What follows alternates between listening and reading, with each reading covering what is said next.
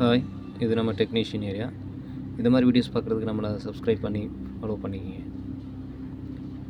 இப்போ நம்ம என்ன பார்க்க போகிறோம் அப்படின்னா, கான்டாக்டருடைய ஃபங்க்ஷன் உள்ளே எப்படி அந்த கான்டாக்டர் உள்ள என்ன இருக்குது, அது எப்படி ஒர்க் ஆகுதுங்கிறத நம்ம பார்க்க போகிறோம். இது ஸ்ப்ரெச்சர் ப்ளஸ்னுடைய CA33010 அந்த ஒரு கான்டாக்டரு. இதை ஓப்பன் பண்ணி எப்படி இருக்குன்றதை பார்க்கலாம். கொஞ்சம் முன்னாடி ஆரம்பகால பழைய மாடல் கான்டாக்டரு.